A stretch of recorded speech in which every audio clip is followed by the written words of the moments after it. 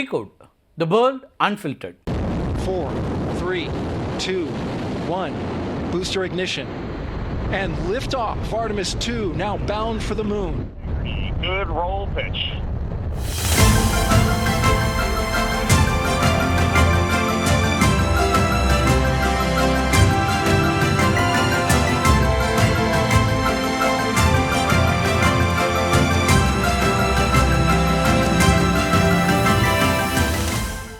நாசாவோட மிக முக்கியமான நிலவு பயண திட்டம் ஆர்டெமிஸ் 2 உங்களுக்கு தெரிஞ்சிருக்கும். தொடர்ச்சியாக அதை பற்றி நம்ம செய்திகளை பார்த்துட்டே இருப்போம்.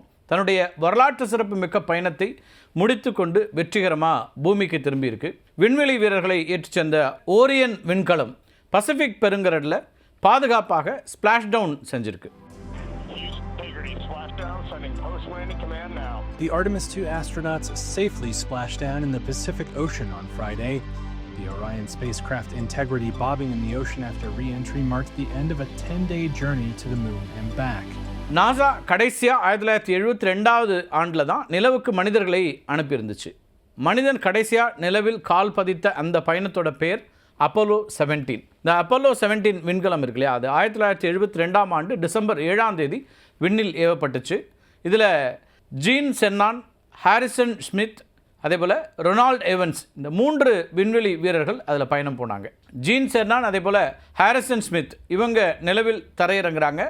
ஹாரிசன் ஸ்மித் ஒரு தொழில்முறை புவியியலாளர், ஜியாலஜிஸ்ட். அவர்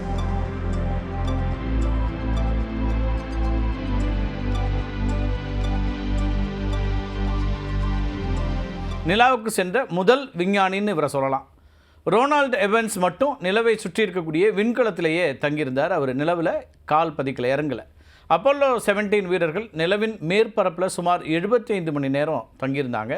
அவங்க லூனார் ரோவர் அப்படின்னு சொல்லப்படக்கூடிய நிலவு வாகனத்தை பயன்படுத்தி சுமார் 35 கிலோமீட்டர் பயணம் செஞ்சு பல்வேறு இடங்களை ஆய்வு பண்ணாங்க. இதெல்லாம் 1972 நடந்தது. 110 கிலோ எடை இருக்கக்கூடிய நிலவு பாறைகள் அதே போல் மண் மாதிரிகளை பூமிக்கு எடுத்துகிட்டு வந்தாங்க.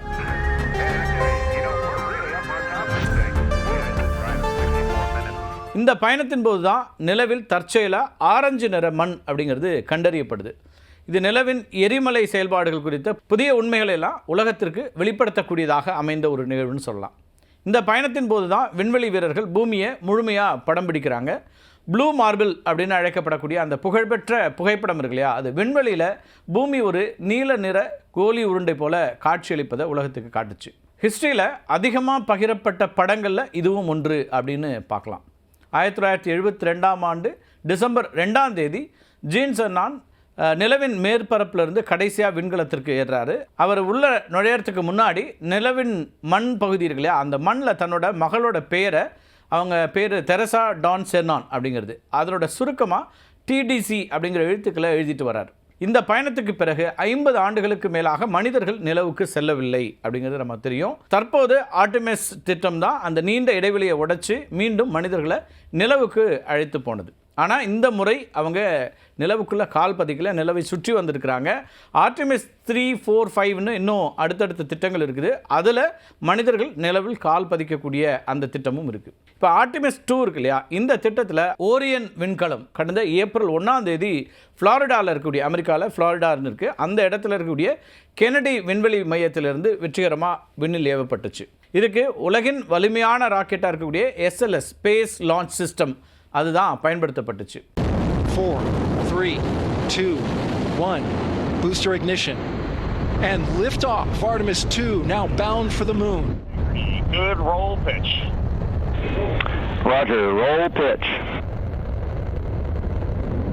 Read Wiseman, Victor Glover, Christina Koch, அதே போல் ஜெர்மி ஹான்சன், இந்த 4 பேர் தான் இந்த முறை ஆர்டெமிஸ் 2 திட்டத்தில் நாயகர்கள் அப்படின்னு பார்க்கலாம். இந்த ரீட் வைஸ்மேன் இருக்கார் இல்லையா, இவர் அமெரிக்காவை சார்ந்தவர், மிஷன் கமாண்டர். விக்டர் குளோவர் அமெரிக்காவை சார்ந்தவர், பைலட், நிலவு பயணத்தில் பங்கேற்ற முதல் கருப்பின வீரர் அப்படின்னு இவரை சொல்லலாம். கிறிஸ்டினா கோச் அமெரிக்கா தான், அவங்களும் மிஷன் ஸ்பெஷலிஸ்ட்டு, நிலவு பயணத்தில் பங்கேற்ற முதல் பெண் இவர்.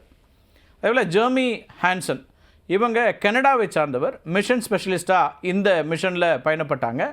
கனடா நாட்டை சார்ந்த முதல் நிலவு வீரரும் இவங்க தான். 4 வீரர்களையும் சுமந்து சென்ற ஓரியன் விண்கலம் நிலவை நோக்கி நேராக பாய்ந்து விடலை. முதல்ல பூமியை சுற்றி வந்து விண்கலத்தினுடைய ஆக்சிஜன், மின்சாரம் மற்றும் தகவல் தொடர்பு அமைப்புகள்லாம் சரியாக இருக்குதா அப்படின்னு சோதிக்கப்பட்டுச்சு. எல்லாமே சரியாக இருக்குது, ஆல் கிளியர் அப்படின்ன பிறகு விண்கலத்தினுடைய என்ஜின்கள் மீண்டும் இயக்கப்பட்டு நிலவை நோக்கி திருப்பப்பட்டுச்சு. இப்போ நிலவை சென்றடைந்த ஓரியன் விண்கலம் நிலவின் மேற்பரப்புக்கு மிக அருகில், அதாவது சுமார் 10,000 கிலோமீட்டர் தொலைவில் இந்த விண்கலம் அங்கே போய் சேருது. அங்கே நிலவுடைய இருண்ட மறுபக்கத்தை படம் பிடிச்சு பூமியினுடைய கட்டுப்பாட்டு அறைக்கு தகவல் அனுப்புகிறாங்க. இப்போ நிலாவுடைய மறுபக்கம் இருக்கு இல்லையா, இது வரைக்கும் யாரும் பார்க்காத மறுபக்கம். அது நம்ம விளையாட்டாக சொல்லணும்னா நம்ம அங்கேருந்து பார்க்குறது எல்லாமே நம்ம சின்ன வயசு சொல்லுவாங்க இல்லையா, பாட்டி வடை சுட்ட கதை, அந்த மாதிரியான அந்த அமைப்பு தானே நிலவை பற்றி நமக்கு தெரியும். ஆனால் இன்னொரு பக்கம் இருக்கு இல்லையா, அதை எடுத்து அனுப்பியிருக்காங்க இந்த முறை. விண்கலம் நிலவை சுற்றி வந்து பூமியிலிருந்து சுமார் 4,02,000 கிலோமீட்டர் தொலைவு வரைக்கும் போகுது. இதுக்கு முன்னாடி 1970 அப்போலோ 13 விண்கலம் நிலவினுடைய மறுபக்கத்தை சுற்றி வந்தபோது தான் மனிதர்கள் பூமியிலிருந்து அதிகபட்ச தொலைவு போனது அப்படின்னு பார்க்கலாம். 1970 ஏப்ரல் 15 அப்போலோ 13 விண்கலம் பூமியிலிருந்து 4,171,000 கிலோமீட்டர் தொலைவுக்கு சென்றுச்சு. உண்மையில் அப்போலோ 13 இருக்கு இல்லையா, இது நிலவில் தரையிறங்க வேண்டிய விண்கலம். ஆனால் பயணத்தின் நடுவில் ஆக்சிஜன் உருளை வெடித்ததுனால நிலவில் இறங்கக்கூடிய அந்த திட்டம் அப்போ கைவிடப்படுது. விண்வெளி வீரர்களை பாதுகாப்பாக பூமிக்கு திரும்பி கொண்டு வரணுங்கிறதுனால நிலவின் ஈர்ப்பு விசையை பயன்படுத்தி விண்கலத்தை நிலவை சுற்றி வர செய்கிறாங்க. 3 சுற்றி தான் அது வந்தது. இதனை ஆங்கிலத்தில் ஸ்லிங்ஷாட் மேனுவர் அப்படின்னு அழைப்பாங்க. அப்போது விண்கலம் நிலவின் மறுபக்கத்தில் சுமார் 254 கிலோமீட்டர் தூரத்தில் பறந்துச்சு. அந்த சமயத்தில் நிலவு பூமிக்கு மிக தொலைவில் இருந்த புள்ளியில் இருந்ததுனால விண்வெளி வீரர்கள் பூமியிலிருந்து இந்த 4,171,000 கிலோமீட்டருங்கிறது இல்லையா, அந்த உச்சபட்ச தொலைவை எட்டுறாங்க. இப்போ அந்த சாதனையை ஆர்டெமிஸ் 2 முறியடைச்சிருக்குன்னு சொல்லலாம். இந்த ஆரியன் விண்கலம் நிலவை ஒட்டி போகாமல் நிலவின் மறுபக்கத்தில் இருந்து சுமார் 10,300 கிலோமீட்டர் தூரம் வரைக்கும் தள்ளி போகுது. இதனால் மொத்த தொலைவுங்கிறது 4 லட்சம் கிலோமீட்டரை தாண்டுது. பூமியினுடைய காந்தப்புல தாக்கம் இல்லாத ஆழமான விண்வெளி பகுதிக்கு மனிதர்கள் இவ்வளவு தூரம் சென்றது அப்படிங்கிறதும் இதுதான் முதல் முறை. எதிர்காலத்தில் நாம் செவ்வாய் கிரகத்திற்கு செல்வதற்கு ஒரு முன்னோட்டமாக கூட இருக்கலாம் அப்படின்னு விண்வெளி விஞ்ஞானி ஆய்வை மேற்கொள்ளக்கூடிய விஞ்ஞானிகள் சொல்கிறாங்க. The home stretch of what ultimately will be a 694,481 mile journey.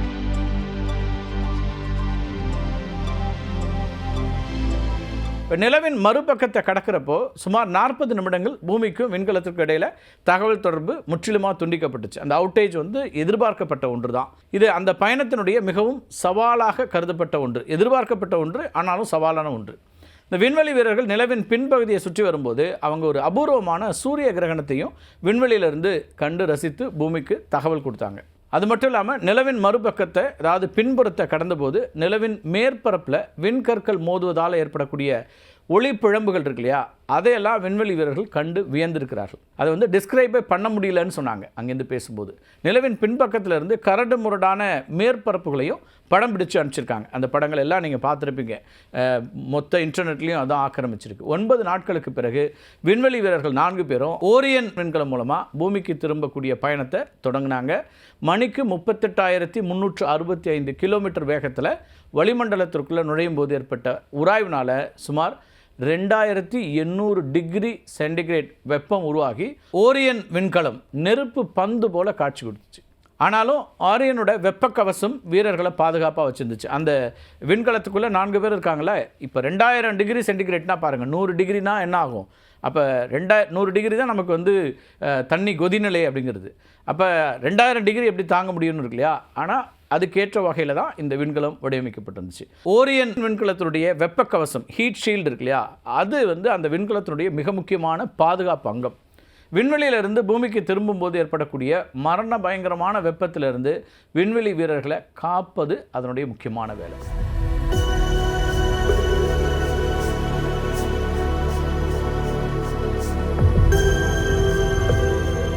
இந்த வெப்ப கவசம் அவ்காட் அப்படின்னு சொல்லப்படக்கூடிய ஒரு சிறப்பு பொருளால் ஆனது. இது எபோக்சி ரெசின், அது மட்டும் இல்லாமல் பிற வேதிப்பொருட்களுடைய கலவை அப்படின்னு சொல்லலாம். விண்கலத்தினுடைய அடிப்பகுதியில் சுமார் 1.3 அங்குல தடிமனுக்கு இந்த பொருள் பூசப்பட்டிருக்கும். வளிமண்டல உராய்வின் போது இந்த அவ்கோட் பொருள் மெதுவாக உருகி எரிஞ்சு வெப்பத்தை விண்கலத்திற்கு உள்ளே கடத்தாமல் வெளியேற்றிடும். ஓரியனோட வெப்பக்கவசம் சுமார் 5 மீட்டர் விட்டம் கொண்டது. இதுதான் மனிதர்களை ஏற்றிச் செல்லக்கூடிய விண்கலங்களிலேயே மிகப்பெரிய வெப்பக்கவசம் அப்படின்னு சொல்லலாம். இது 1300க்கும் மேற்பட்ட சிறிய துண்டுகளாக பிரிக்கப்பட்டு விண்கலத்தினுடைய அடிப்பகுதியில் மிக துல்லியமாக பொருத்தப்பட்டிருக்கும். ஓரியன் விண்கலம் பசிபிக் பெருங்கடலில் விழுந்த பிறகு நாசா விஞ்ஞானிகள் முதல் கட்டமாக ஆய்வு செய்தது இந்த வெப்ப கவசத்தை தான். 4,02,000 கிலோமீட்டர் தொலைவிலிருந்து அதிவேகமாக வந்தபோது ஏற்பட்ட வெப்பத்தை தாங்கி விண்கலத்தினுடைய உட்புற வெப்பநிலையை 25 டிகிரி செல்சியஸ் போல தான் பராமரிச்சிருக்குது. அது ரொம்ப பெரிய ஒரு சாதனை. வெளியில் 2000 டிகிரி சென்டிகிரேட்டு, உள்ள 25 டிகிரி செல்சியஸ். இந்த வெப்பக்கவசம் மட்டும் சரியாக செயல்படலை அப்படின்னா வளிமண்டலத்திற்குள்ளே நுழையிற சில வினாடிகளிலேயே விண்கலம் எரிந்து சாம்பலாயிடும். அதனால தான் இதை ஓரியனோட உயிர்கவசம் அப்படின்னு அழைக்கிறாங்க. இந்திய நேரப்படி அதிகாலை 5:30 மணி அளவில் பசிபிக் ஓஷனில் சாண்டியாகோ நகரத்துக்கு அருகில் இருக்கக்கூடிய ஒரு இடத்துல தான் இந்த ஓரியன் விண்கலம் பாதுகாப்பான சரியான நிலையில் விழுந்தது. அதாவது ஸ்பிளாஷ் டவுன் அப்படின்வாங்க. இப்போ விண்கலங்களை பொதுவாக கடலில் தண்ணீரில் இறக்கிறது, அதே போல் தரையில் இறக்கிறது, 2 விதமான டெக்னாலஜி இருக்குது. அமெரிக்காவை பொறுத்த வரைக்கும் எப்போவுமே ஸ்பிளாஷ் டவுன் பண்ணுறது தான் அவங்க டெக்னாலஜி. ரஷ்யாவும் சீனாவும் தரையில் இறக்குவாங்க. இது 2க்குமான டெக்னாலஜி அந்தந்த நாடுகள் சிறப்பாக பண்ணியிருக்காங்க. பாதுகாப்பாக இருக்கிறது அப்படிங்கிற அடிப்படையில் இருக்கும். இந்த விண்கலத்தினுடைய ஸ்பிளாஷ் டவுன் அப்படிங்கிறது விண்வெளி வீரர்கள் நிலவு பயணத்தை முடிச்சுட்டு கடலில் வந்து இறங்கும் அந்த பரவசமான இறுதிக்கட்ட நிகழ்வு.